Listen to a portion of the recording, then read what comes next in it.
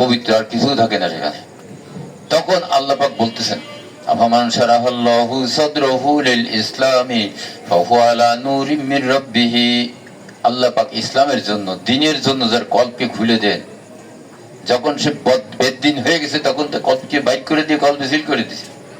যখন সে তওবা করে ইমানের নূর পাইছে, তওবা করে গুনাহ মাফ হয়েছে, তখন সে দ্বীনের রাস্তায় আইছে। এখন তাকে আল্লাহ পাক আবার কলবের সিল কেটে দিয়ে কলকে খুলে দিয়েছে। এবং আল্লাহ পাক তাকে নূর দান করেন। এই নূর সহকারে সে কলবে ঢুকে।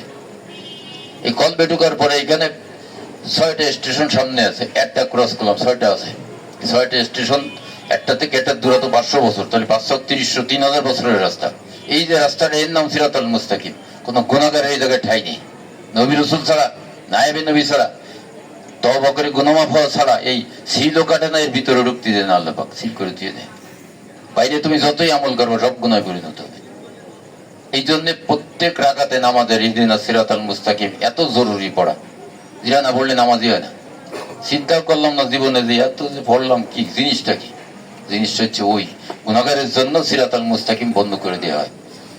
যা যখন সে পবিত্রতা লাভ করে, গুনাহ মাফ হয়, তখন তার জন্য আল্লাহ পাক সিরাতাল মুস্তাকিম খুলে দেন, আর তাকে নূরও দেন এই রাস্তায় চলার জন্য। তার কারণ অজানা অচেনা রাস্তা, নূর ছাড়া এখানে চলা যাবে না। নূর পাওয়ার পরে আল্লাহ বলতেছেন, অবতকু ইলাইহিল ওয়াসিলা ওয়া জাহিদু বিসাবিলিহি। যে এই রাস্তায় চলে পাশ করেছে, সফলতা লাভ করেছে, এমন একজন লোককে তুমি সঙ্গী নিয়ে নাও। উনি যেভাবে বলে সেভাবে তুমি চলতে থাকো, তুমি সফলতা লাভ করতে পারবে। তা আল্লাহ পাক এই যে সিরাতাল মুস্তাকিম রাখিছেন কলবের ভিতরে 7ম স্তর পর্যন্ত। 7ম স্তরে মানুষকে ফিট করে দিয়েছিল, সেখান থেকে বাইর করে দিয়েছে। আমার কাজ হচ্ছে আবার নবী অথবা নায়েবে নবীর সাজেশনে আমল করে করে 1, 2, 3, 4 করে 7 নম্বর স্তর পর্যন্ত আমাকে উঠতে হবে। এই রাস্তাটা আমার জানা নেই, কিতাবেও বর্ণনা নেই।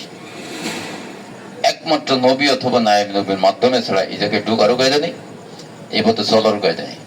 তো গুরুত্ব বুঝতে পারছেন? আমরা কেন পীরের দরবারে দৌড়ি? এই জন্যই দৌড়ি। যারা দৌড়াইছে, যাদেরকে আল্লাহ দয়া করেছে, তারা বাস ফিরে গেছে। আর যারা দোয়াইনি, বিশ্বাস করেনি, তারা ওই জায়গায় পড়ে আছে, যেখানে থাকলে কোনো আমল কবুল হয় না। যার কলবে গুনার কালি আছে, তার কল্প অসুস্থ, অপবিত্র। এই অপবিত্র কল্প যদি পবিত্র না করে আমল করে, গুনায় পরিণত হয়। তাহলে আমার জীবনের সারা যত আমল করেছি, নামাজ পড়েছি, রোজা রাখেছি, এগুলো সব কি হয়েছে? বরবাদ হয়ে গেছে। তাহলে আমার পিঠ আমার বাঁচাতে হবে। এইখানে যে কথাগুলো আমরা শুনবো, একেবারে কোরআন থেকে পারফেক্ট কথা। কোনো গল্প নেই, কোনো অন্য বইয়ের কোনো ইবারত নেই, কিচ্ছু নেই। পরিষ্কার কোরআনের তাজা কথা। এই কোরআনের আয়াত কেউ মুছে দিতে পারবে না। যখন আমলে যাওয়া হবে, এই আয়াতগুলো যে কথা বলে, এটা বোঝা যাবে। ইন্নামাল মুমিনুন আল্লাযীনা ইযা যুকিরাল্লাহু ওয়াজিলাত কুলুবুহুম। ওরাই প্রকৃত ঈমানদার, যাদেরকে আল্লাহ পাক ঈমানের নূর দান করেছেন, যাদের কল্প পবিত্র হয়েছে, যাদের গুনাহ মাফ হয়েছে। আর সে প্রকৃত ঈমানদার, তার আলামত কি? যখন সে আল্লাহর নাম স্মরণ করে, তার কল্প আল্লাহ আল্লাহ জিকির করে ও দুলতে থাকে। কোরআনের স্পষ্ট কথা। তাকে যদি আল্লাহ মাফ করে দিয়ে থাকেন, বান্দা